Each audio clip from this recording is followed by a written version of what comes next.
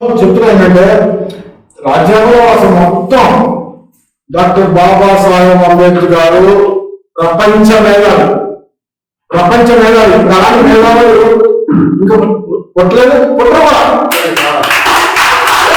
ఎందుకంటే నాకు ఈ 10 సంవత్సరాల నుంచి అంతకు మేము రాజ్యాంగం చదవాలి, అంబేద్కర్ గారి గురించి చదవాలి. నాకు ఎప్పుడు తెలుసంటే మా 1997 అనుకుంటా సిడబ్ల్యూసీకి అంబేద్కర్ గారి పేరు పెట్టాలని అప్పుడు దీంట్లో రికగ్నైజ్ చేయండి.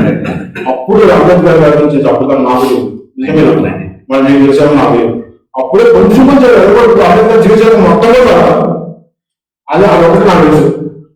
రాజ్యాంగంలో మనం ఈ బీజేపీ ప్రతినిధించి ఉన్నాను నేను కావాలి. సో కాబట్టి ఈ రాజ్యాంగాలు అవన్నీ ఉన్నాయి, అవన్నీ మనం గమనించాలి, తెలుసుకోవాలి. అప్పుడైతే పుస్తకాలు కాదు, ఇప్పుడు బోర్డు వచ్చేసింది. కాబట్టి దాన్ని మన జీవితంలో అన్వయించుకోవాలనేసి అంబేద్కర్ చెప్పారు. ఈ మధ్యకాలంలో మొన్న 4 ఏళ్ల క్రితం ఇది ఎన్ఆర్సీ అలాగే సిఏఏ చట్టాలు 2000 పట్టుకొచ్చారు కదా, అప్పుడు కూడా చెప్పు చదివారు, మనం కూడా చదువుతారు. అది రాజ్యాంగానికి వ్యతిరేకం, అది పట్టుకొచ్చారు. ఆ టైంలో గణతంత్ర దినోత్సవం జరుగుతుంటే అప్పుడు హోమ్ మినిస్టర్ రాజ్నాథ్ సింగ్ వాళ్ళు ఒక బ్యానర్ పెట్టారు ఢిల్లీలో. దాంట్లో సోషలిస్ట్ అండ్ సెక్యులర్ అనే పదాలు తీశారు. అది ఎక్కడ ప్రియాంబుల్ మన చదువు ప్రియాంబుల్ ఉంది ఆ రెండు. అది మూలాలు మన రాజ్యాంగం ప్రియాంబుల్ అంటే రాజ్యాంగం మూలాలకు సంబంధించిన అంశాలు.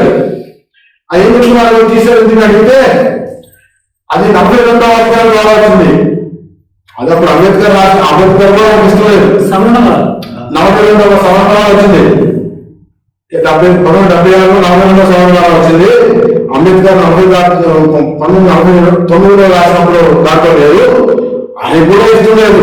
అంటే అంబేద్కర్ బాగా ఇష్టం లేదని చెప్తే అందరూ దండేస్తాను. ఇప్పుడు అదే కదా ప్రచారం, ఏదో అబద్ధం చెప్పేదో అంబేద్కర్ చెప్పారని చెప్పడం. మరి దీన్ని ఎలా ఇది అబద్ధమా నిజమా తెలుసుకోవాలి, మనం తెలుసుకోకపోతే ఎలా.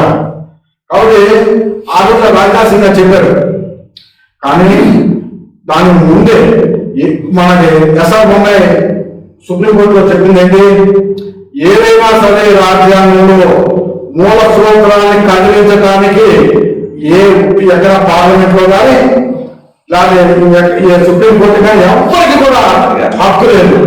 Welcome to our YouTube channel. Don't forget to like, subscribe and share the videos.